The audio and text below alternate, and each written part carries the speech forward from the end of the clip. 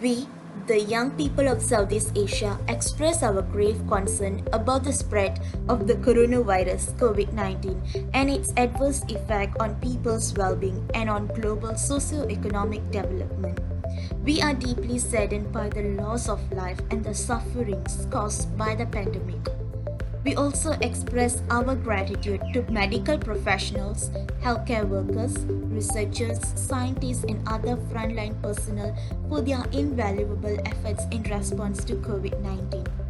Building upon the existing efforts of individual ASEAN member states and that of the Southeast Asian community in response to the pandemic, we further call for practical right-based actions that are inclusive and people-centered. We call upon the ASEAN government and leaders in Southeast Asia to 1. Address youth unemployment exacerbated by the pandemic, adopt sufficient safety and health measures to protect all workers from contracting the COVID-19 at the workplace, and implement policies that allow all workers, including migrant workers, to access social security, humanitarian assistance, and emergency relief. 2. Address educational infrastructure gaps, especially in rural and digitally disconnected areas, and invest in an inclusive education system for all youth, especially for youth living with disability, youth living in poverty, youth in conflict-affected areas, and other marginalized youth. 3. Reform and repeal rules and regulation which criminalize young people for voicing out their opinions and reporting on the COVID-19 situation. Also repeal regulations in ASEAN member states that criminalize and violate the right to freedom of expression, opinion, and the right to information, and create a safe and enabling environment for people to exercise their rights without fear and reprisal. 4. Establish an independent ASEAN intergovernmental body to uphold and protect the rights of people in migration and handle migration issues, including refugee and trafficking, with the right-based approach. 5.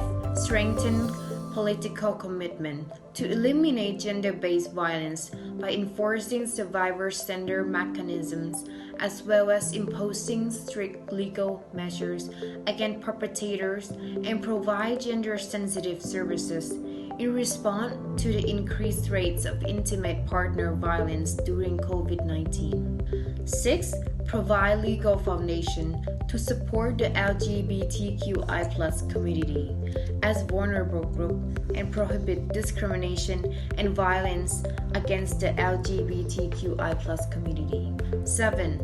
Ensure the mental well-being of people in Southeast Asia by investing in online systems that will provide psychiatric care and psychological services virtually, especially in remote communities where access to such services is limited.